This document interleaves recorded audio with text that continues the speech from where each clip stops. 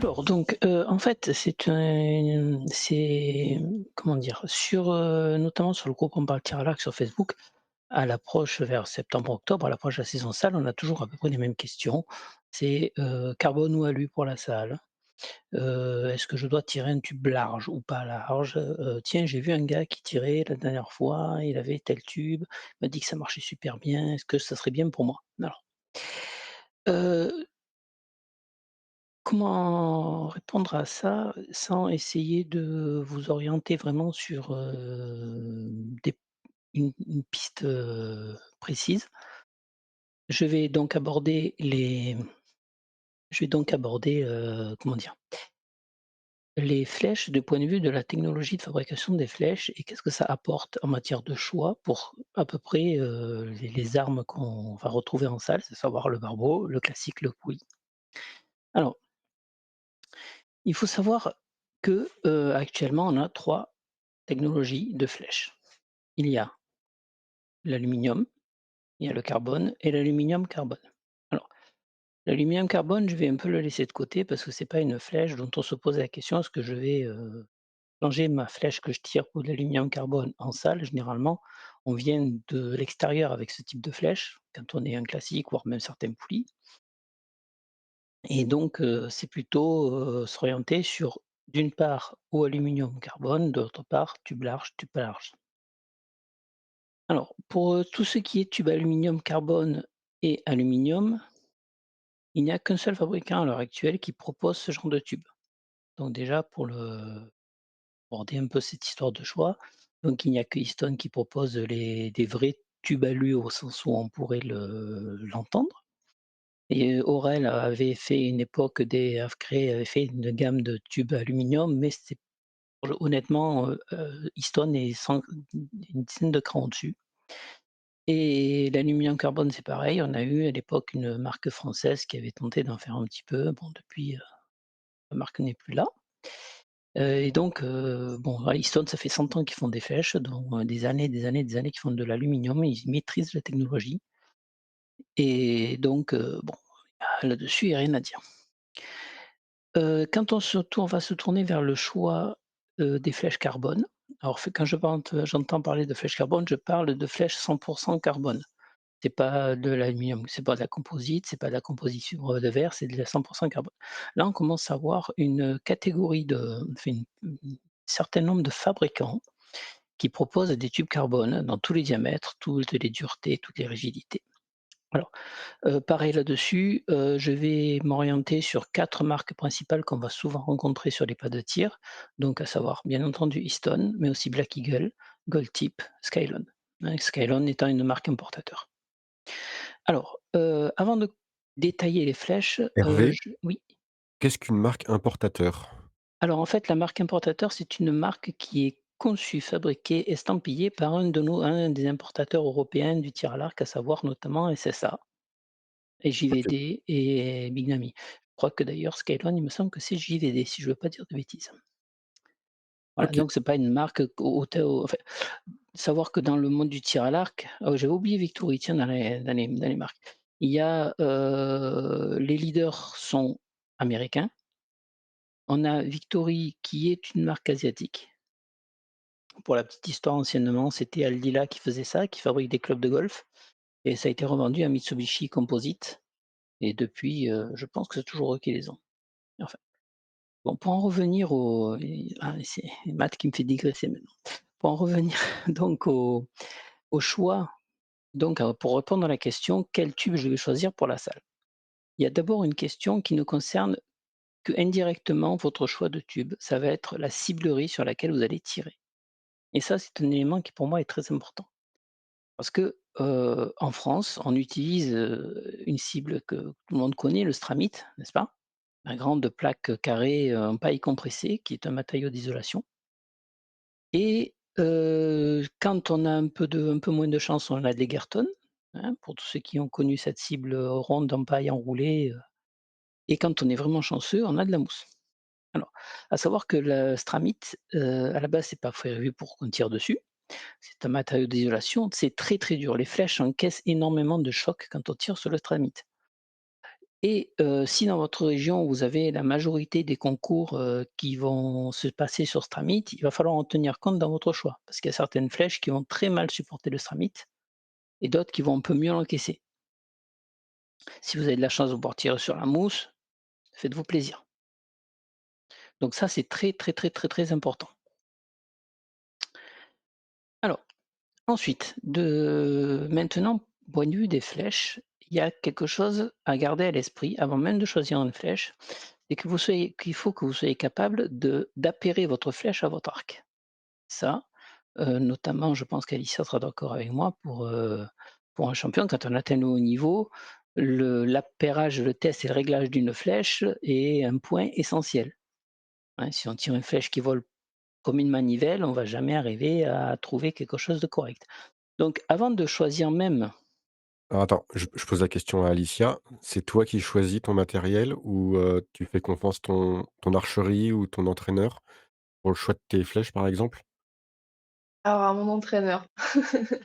Non, il tirait, une certaine marque de flèches, je l'ai suivi, quand j'étais en chasse. J'ai adoré tirer, cette marque, donc avec le barbeau en montant en gamme, de flèches. OK, OK. tu peux Donc continuer Hervé. mais oui, il y a pas de problème. Alors, donc justement, pour, ce côté appairage de la flèche, il faut savoir que si vous voulez tirer une flèche large ou une flèche, de plus en plus rigide, il faut pouvoir assumer une certaine puissance, une certaine allonge, une certaine vitesse, une certaine sortie et suivant certains arcs, ça peut être assez, critique. Autant pour un poulie, tirer une flèche trop raide, ça va pas être gênant outre mesure. Et généralement, les poulies, on va assumer des rigidités de flèches qui vont, permettre de pouvoir jouer facilement sur le poids à l'avant, sur la longueur. On va vraiment trouver des petites astuces, qui vont permettre de de tirer à peu près ce qu'on veut, hein. On peut tirer un fer à béton si on veut, c'est pas un problème.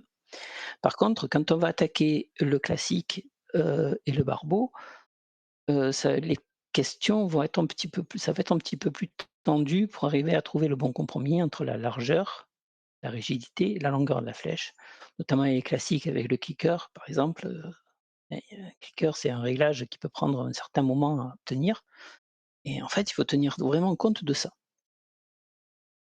Alors, au niveau des technologies de flèches, je vais aborder un peu les technologies de flèches maintenant sur leur construction, leurs avantages et inconvénients que peut donner chaque matériau. Alors, je vais commencer par le carbone. Le carbone, pourquoi? Parce qu'à l'heure actuelle, le carbone, ben, c'est, 80 des flèches tirées sur le pas-tir sont en carbone. C'est très facile à trouver. Il y a de nombreuses marques. Il y a des modèles, adaptés à toutes les puissances, tous les arcs, il y a un gros, gros développement du tube carbone ces derniers temps et le carbone, il a plusieurs avantages, donc notamment sa légèreté, donc sa vitesse de sortie. Il a une tendance à ne pas se voiler, donc à garder sa rectitude à la longueur de tir. Par contre, alors la flèche carbone, c'est une flèche qui est utilisée à l'extérieur et suivant l'arme, souvent ça va être la flèche qui sera aussi utilisée à l'intérieur. Donc c'est une flèche dont on connaîtra déjà plus ou moins le réglage. Il y aura peut-être quelques ajustements à faire en fonction. Heu, Par contre, la flèche carbone supporte très, très mal le stramite pour 2 raisons. La première, le choc encaissé. Comme c'est une flèche qui peut être très rigide, hein, les torsions encaissées, dans le sens des fibres, ça peut faire très mal. Et en plus, vous avez le stramite fait comme du papier de verre sur la flèche, à chaque flèche. Et au fur et à mesure, ça dévernit et vous allez avoir des fissures qui vont apparaître. La flèche va s'user beaucoup plus rapidement. Là où une flèche en aluminium, elle, par contre, se voilera, mais il n'aura pas cet effet d'usure. Alors, en poulie, alors la question, va pas trop tourner aux alentours carbone-aluminium, hein, vraiment, enfin, autour de la taille, ça va être carbone ou alu. Ça dépendra, comme je vous ai dit, surtout de la ciblerie. De la, de l'appairage en fait, de la personne, de la puissance, de la vitesse et aussi un peu des choix personnels. Parce que très souvent en poulie, en tir à l'arc, on aime bien garder la marque pour laquelle on tire. tirer une flèche en extérieur d'une certaine marque en extérieur. Mettons quelqu'un qui va moi qui tire Black Eagle par exemple, j'ai mes Black Eagle si je vais prendre des flèches pour tirer en salle, j'aurais naturellement, je vais commencer à regarder la production carbone, large chez eux, bien que je vous avoue que personnellement, moi je tire de l'alu en salle, hein. Si je dois tirer en salle, je tire de l'alu, je tiens mes épaules. Parce que le problème aussi du carbone dans le stramite, ça va être le retrait de la flèche. Alors, le retrait de la flèche dans un stramite, voire en double stramite, vous arrivez beaucoup plus vite, beaucoup plus fort sur votre cible. Donc, même avec, en mettant, des produits lubrifiants, pour retirer la flèche, ça peut être très problématique et c'est très fatigant, on peut se faire mal, blesser la poigne dedans, c'est assez problématique. Alors au niveau ça, c'est au niveau au niveau coucou, donc ça, c'est au niveau du matériau. Ensuite, on me pose souvent la question: «Est-ce que, par exemple, il faut que je passe en tube large?» Alors, en poulie, je vous ai dit, la question ne se pose pas. On a un très petit 10, on va passer en tube large, on va essayer de gratter au maximum. Pour un classique ou un barbeau, la question peut se poser, mais la question qui se pose, c'est qu'il faut garder à l'esprit que, plus vous augmentez en diamètre, plus vous augmentez en rigidité. Alors à partir de ce moment-là, il faut que vous ayez la puissance puisse s'accorder avec votre arc, avec cette flèche. On peut jouer sur la longueur. Pour les classiques, ça sera peut-être un petit peu plus difficile, parce que ça va bouger le clicker. Pour les barbeaux, il n'y a pas de notion de clicker, mais il y aura toujours une notion de réglage de son arc et on peut alourdir un peu la pointe à l'avant pour essayer d'assouplir, jouer sur la longueur de tube. Mais il faut savoir, par exemple, qu'en moyenne, un tube dit large, entre 8,5 et 9,3 millimètres, hein, qui est la maximum en FFTA, vous avez rien de plus souple que du 500 en spine. Donc ce qui donne déjà une sacrée puissance à tirer, notamment pour les femmes ou les courtes allonges. Il faut quand même déjà commencer à avoir une configuration assez rapide et assez puissante.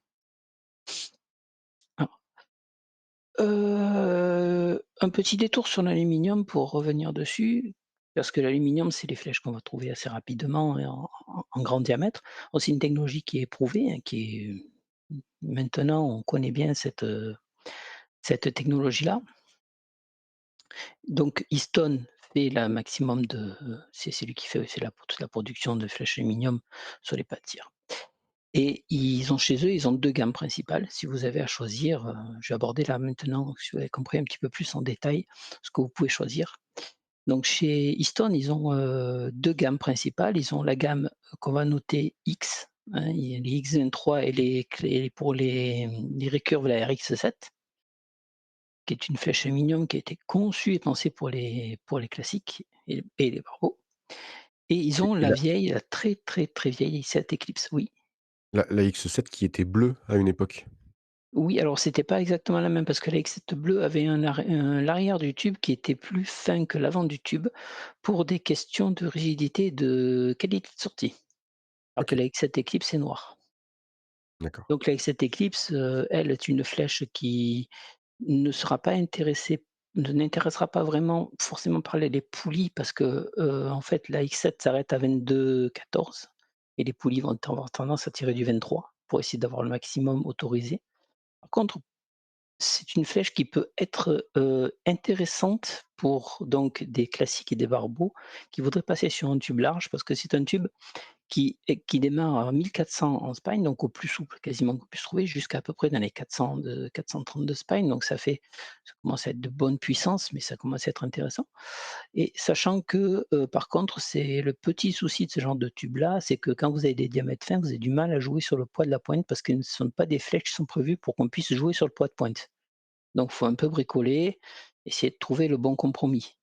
Mais ça peut être une option, pour un classique qui voudrait passer sur un sur un tel tube. Alors Je tire, enfin, pour mon exemple, je tire de l'X7, sur mon classique. oui, mais combien de puissance? Heu, 35-38 livres, mais j'ai des bras de d'orang-outan moi. Voilà, Voilà, c'est, le paramètre que tu as donné tout à l'heure.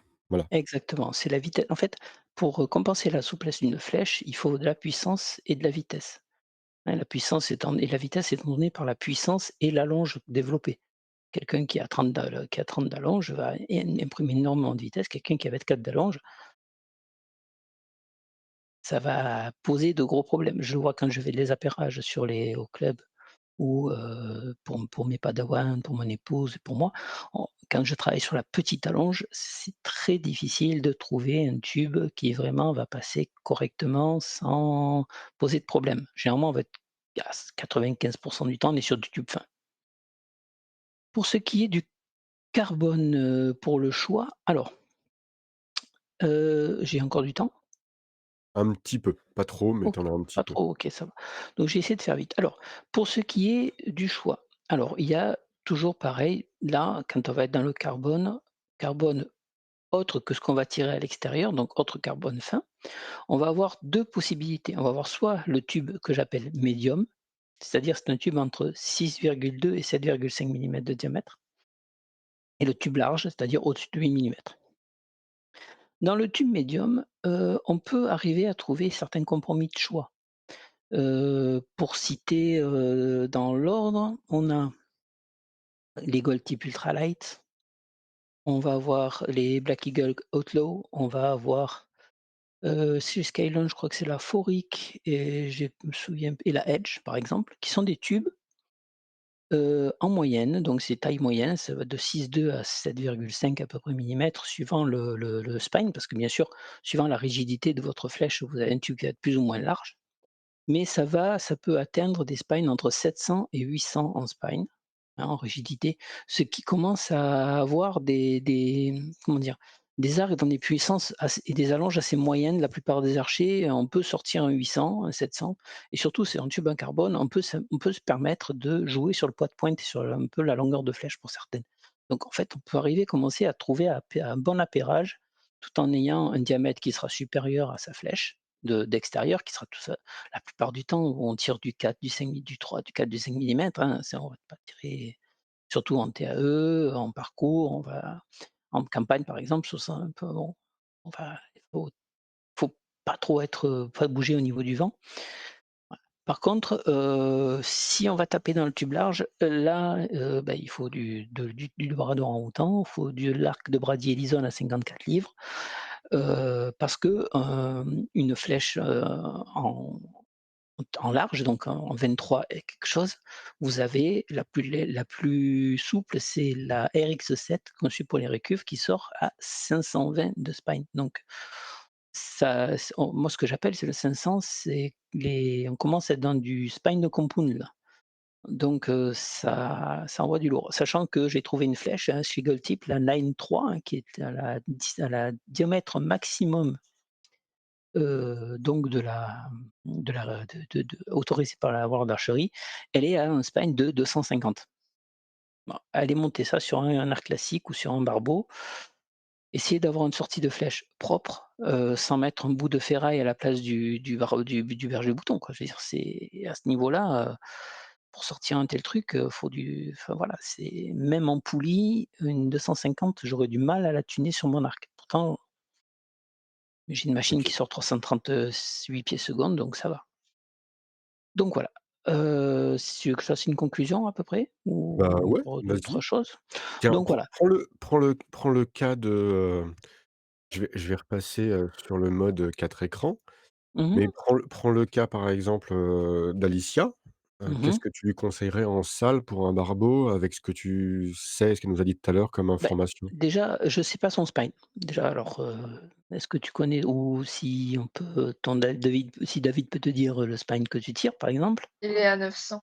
900. Alors OK, donc alors 900, j'imagine que si tu es dans une configuration parcours, tu as une pointe qui est pas trop, trop lourde? Alors là, la pointe, je sais pas. Oh, en parcours, allez, parcours et campagne, je dirais dans les 90-100 à 110 grains grand maximum, tu vois? À peu près, hein, à vue de nez, hein, c'est ce qu'on retrouve à peu près. Disons que tu pourrais je pense que de la flèche entre 700 et 800 en alourdissant bien devant et en rajoutant un petit peu de longueur, ça pourrait passer, on pourrait arriver à trouver des choses, correctes. Mais je partirais plus sur un 800 pour être sûr parce que tu sais 2 crans de spine au-dessus de ce que tu tiens. Un cran de spine, c'est 50, c'est une valeur de 50. Moi, j'appelle ça les demi-spines et les spines complets, mais suivant les certaines personnes, c'est un spine, entier, c'est 50, donc je vais partir sur ce principe-là parce que c'est pas déconnant non plus. Et en fait, oui, moi, je dirais 800, c'est pas mal avec une pointe 120-140 grains, je pense que tu arriveras à trouver quelque chose qui pourrait correspondre à une utilisation sale en grattant. Si tu là, tu tires quoi comme flèche? Bah, tu Des peux lire, hein, on parle marque, hein, on parle type de flèche, donc pour moi, il y a pas des de problème. Gungnir, de chez, DK, David Des? Cosmo. Des Gungnir Ah, je connais pas. de David Cosmo, DK D Factory. C'est allemand. ah, des K? Ouais. Ah oui, j'ai entendu parler. Oui, les Allemands sont pas mauvais en flèche, mais j'ai survolé la marque sans trop regarder de plus près, j'y ai plus pensé à celle-là. OK, oui, donc là, je peux pas trop plus t'aider que ça parce que mais bon, c'est du tube fin. Ouais, ouais, ouais, Ah, c'est ce c'est que le j'ai, tube ouais. fin, voilà. Donc on va partir sur du 4 millimètres, 4 millimètres et demi, donc ça te permettrait de gagner 2 à 3 millimètres en salle, par exemple, pour aller gratter, le pouillème de cordon qui permettrait de gagner le match ou d'assurer la qualification. Il faut savoir, justement, je voulais en venir en conclusion, c'est que quand on va choisir une flèche en salle, il va falloir tenir compte de son objectif et surtout, surtout le plus important, et là je dis bien à tout le monde, de voir en premier lieu avec votre entraîneur. C'est très important, parce que nous, on arrive souvent, les gens arrivent sur le groupe, on parle tir à l'arc et ma première réponse c'est: «Ton entraîneur, il dit quoi?» Parce que vous allez poser une question, sur un groupe, vous allez avoir autant de réponses que d'archers et peut-être plus d'interrogations à la fin sur ce que vous devez faire que ce que vous aviez en venant. Après, pour demander un conseil sur telle ou telle marque, tel ou tel modèle, par exemple, connaître les flèches des Cab Factory, par exemple, ça peut être une très bonne chose. Mais en premier lieu, tenir compte de votre entraîneur, de vos objectifs et de votre niveau actuel. Parce que quand vous allez commencer à aller chercher du tube carbone large, un peu plus raide, un peu plus rigide, plus rapide, il faut que non seulement vous soyez capable de régler, de l'appairer, mais aussi il faut que techniquement, vous soyez propre. Il faut que vous puissiez assumer techniquement une telle flèche. Parce qu'une flèche qui va être un petit peu plus critique pour aller chercher le petit surplus de points qui vous manque, si vous avez une technique qui est un peu hésitante, vous faites des erreurs, vous allez amplifier vos erreurs et donc vous allez finalement, ça va être contre-productif pour votre tir. Autant rester dans ce cas-là sur une flèche que vous maîtrisez, que vous connaissez. Quand vous avez la technique qui suit et que l'entraîneur il est OK pour, on dit: «Bon, on va passer sur un tube plus large pour, les 4, 5, 6, 7, 10 points qui te manquent». Dans ce cas-là, vous y allez. Là-dessus, c'est parfait. Donc en conclusion, en salle, c'est mieux d'avoir un gros tube parce qu'on va aller grappiller quelques petits points, quel Oui, que ça soit de l'alu ou du carbone, en fait. alors oui, tu vas pouvoir grappiller quelques petits points à partir du moment où ta technique Elle est bonne. et ton réglage te permettent d'aller le faire. Donc ça va te permettre d'aller grappiller les points qui te manquent si tu as une cape à franchir. OK, Mais en sachant qu'il faut être par exemple, l'RX-7 a été développé pour Brady Leeson pour qu'il puisse battre le record du monde.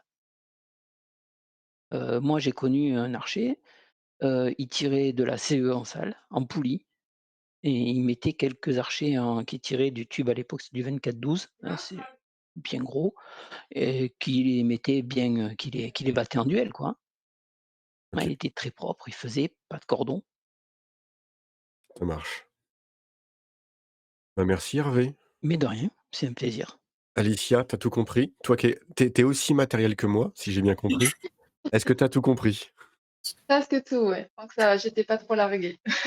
Bon, et ben Hervé, mission accomplie alors.